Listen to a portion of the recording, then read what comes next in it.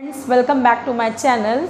Today I will discuss income tax, which will help the students of fourth semester in their examination period. Today I will discuss about introduction and some important topics of income tax. Now I will explain what is income tax, यानी कि introduction of income tax. तो income tax देखा जाए एक बहुत बड़ा और source of income है, या कह सकते हैं कि बहुत ही इम्पॉर्टेंट टैक्स माना जाता है. वैसे तो टैक्स जो होते हैं वो दो तरह के होते हैं, यानी कि two types. First is direct and other is indirect. But the direct tax is the biggest source of income because it is chargeable directly on income. So there are the key features of income tax. First, it is a direct tax because it is directly charged on income. Charge on direct income. Direct income means there are 5 sources of income. First is income from salaries. Second is income from house property. Third one is profit or gain of business or profession. Fourth one is capital gain, and fifth one is income from other source. These are the direct heads. By this the income is charged. Second one is third one is it is a central tax because income tax is a central government policy.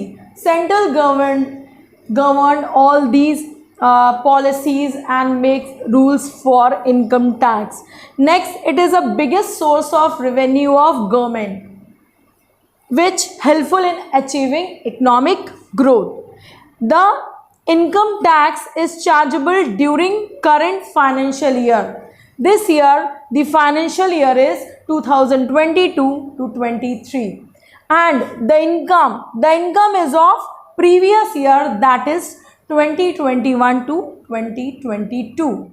Now I will explain the brief history about income tax. वैसे तो देखा जाए income tax एक Britishers की कहानी थी, जिन्होंने एक लगान के रूप में लोगों से कर चार्ज किया, टैक्स चार्ज किया. उसी को देख करके आगे ये अडॉप्शन चलता आया. तो देखा जाए इंडिया में पहली बार, यानी कि first time in India it was introduce इन 1860 बाय सर जेम्स विल्सन. ऐसा उन्होंने क्यों किया? ऐसा उन्होंने किया कि जब उनको लगा in order to meet losses sustain by government of military mutiny in 1857, तो इस लॉसेस से रिकवरी के लिए उन्होंने एक टैक्स के रूप में एक कर चार्ज किया, जिससे कि सरकार जो है, यानी कि जो गवर्नमेंट है, वो कंपनसेट कर सके उस लॉस को. अगेन देखा जाए तो इसको फिर से एक 1886 में एक और सेपरेट इनकम टैक्स पास किया गया. फिर अगेन उसको रिप्लेस किया गया 1922 में. फिर 1956 में कुछ और अमेंडमेंट्स हुए.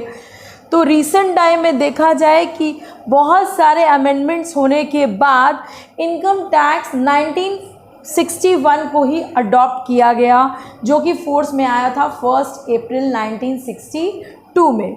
और ये पूरे ही इंडिया पे लागू होता है, यानी कि whole of the India including Jammu and Kashmir. इसके बाद भी बहुत सारे अमेंडमेंट्स हुए, लेकिन इस समय जो इनकम टैक्स है वो इनकम टैक्स एक्ट 1961 के नाम से ही जाना जाता है. Now these are the 5 heads of income. Income is divided into 5 heads. First one is income from salaries. Salaries means there is a relationship of employer and employee. It means there is a job from which SSC gets some salary. Second one is income from house property. The house property comes or related to rented house only, not PG or hostel, etc. It means rented house property, not self-owned property. Second one is profit or gain of business or profession.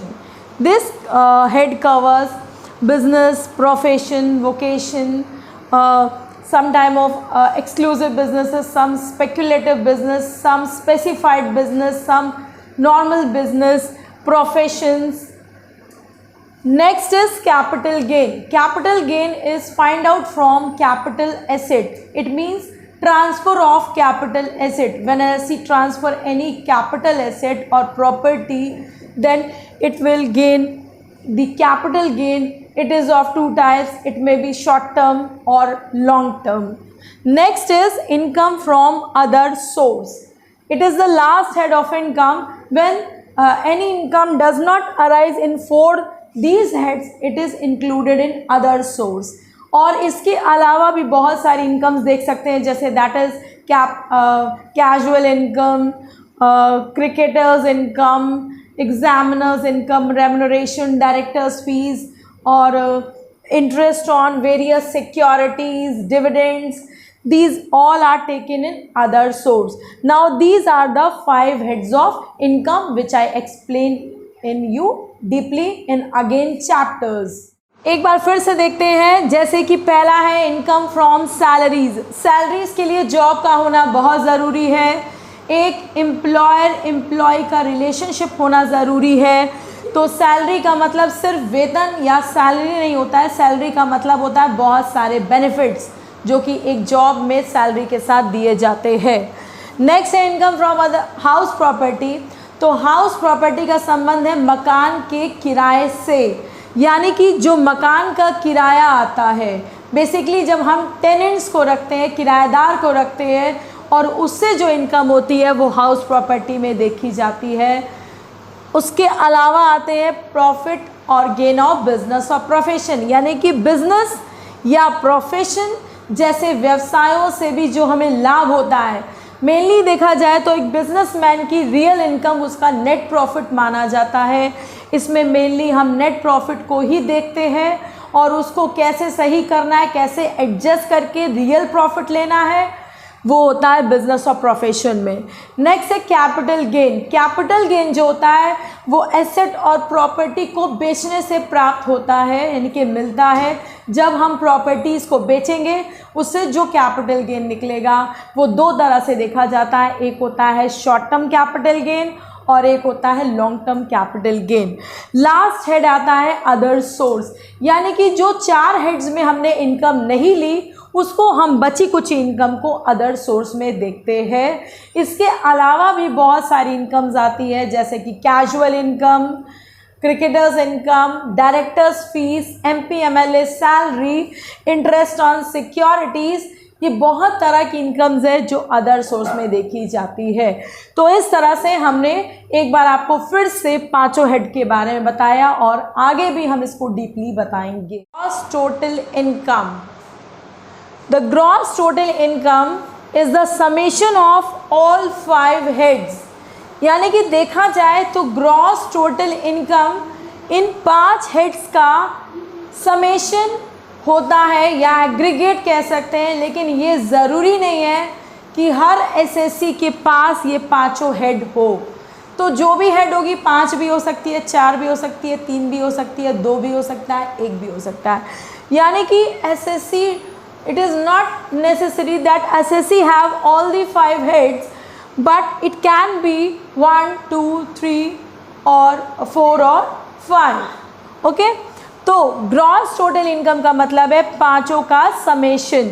Gross total income जो होता है वो एक gross income मानी जाती है जब हम इसमें से डिडक्शंस माइनस कर देते हैं. Deductions means deduction under section 80C से लेकर के 80U तक के डिडक्शंस जब इसमें से हम माइनस करते हैं, यानी कि डिडक्ट करते हैं, उसके बाद जो इनकम आती है वो कहलाती है टोटल इनकम. और हम जो टैक्स चार्ज करते हैं वो हम टोटल इनकम पे चार्ज करते हैं, ना कि ग्रॉस टोटल इनकम पे.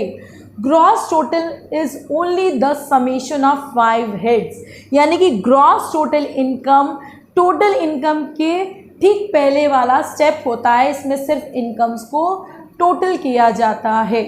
तो ये टोटल इनकम से चाहे तो कम भी हो सकता है, चाहे तो बराबर भी हो सकता है, लेकिन ये कभी भी टोटल इनकम से ज़्यादा नहीं हो सकता है क्योंकि इसमें डिडक्शंस भी डिडक्ट होते हैं.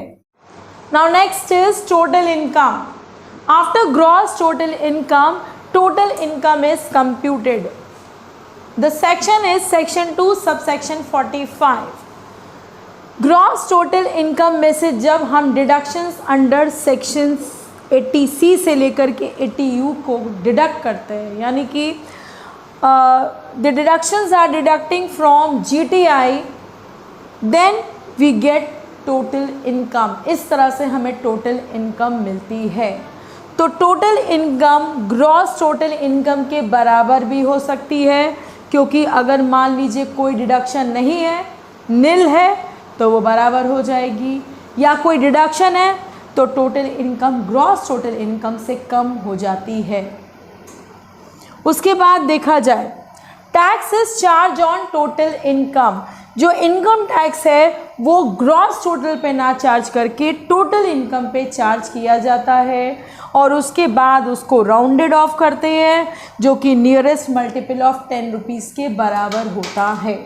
तो इस तरह से हम टोटल इनकम को देखते हैं। ये कंप्यूटेशन तभी पॉसिबल हो पाता है जब हम सारे हेड्स को पढ़ लेते हैं, उसमें से हम ग्रॉस टोटल इनकम निकालते हैं, सेट ऑफ लॉसेस देखते हैं, डीम्ड इनकम्स को देखते हैं, क्लबिंग्स को देखते हैं, डिडक्शंस देखते हैं, और उसके बाद जब हम टोटल इनकम तक पहुंचते हैं उसके बाद ही टैक्स का प्रोसेस किया जाता है। After GTI and TI it means gross total income and total income. Now I will differentiate them. Gross total income and total income has some differences, यानी कि दोनों के बीच में कुछ कुछ अंतर पाए जाते हैं। जैसे कि फर्स्ट, दोनों के सेक्शंस, GTI का सेक्शन है 80B सबसेक्शन 5, TI का सेक्शन है सेक्शन 2 सबसेक्शन 45। दूसरा ये देखते हैं कि GTI is the aggregate of 5 heads of income, जबकि टोटल इनकम GTI में से डिडक्शन अंडर सेक्शन 80C से 80U, दोबारा बनाना पड़ेगा, C लिख दिए थे, काटो ऐसे बनाओ, वहीं से बना है। तो TI जो है वो GTI में से डिडक्शन अंडर सेक्शन C से 80U के घटाने के बाद ही मिलता है। नेक्स्ट डिफरेंस है कि GTI पे कभी भी टैक्स नहीं चार्ज किया जाता है, क्योंकि ये ग्रॉस इनकम है, क्योंकि इसके बाद भी एक फर्दर प्रोसेस होता है। जबकि TI यानी टोटल इनकम पे टैक्स चार्ज किया जाता है, क्योंकि यही इनकम हमारी रियल इनकम मानी जाती है। GTI जो होता है वो TI की या तो ज़्यादा होता है या उसके बराबर होता है, जबकि TI GTI से या तो कम होती है या उसके बराबर होती है। कम तब होगी जब हम डिडक्शंस को घटा देंगे, बराबर तब होगी जब डिडक्शंस निल होगा। उसके बाद देखा जाए तो एग्रीकल्चरल इनकम को GTI में इंक्लूड नहीं किया जाता है, जबकि एग्रीकल्चर इनकम को TI में इंक्लूड करके एग्रीगेट इनकम फाइंड आउट करते हैं और उस पर भी एक स्लैब लगाते हैं।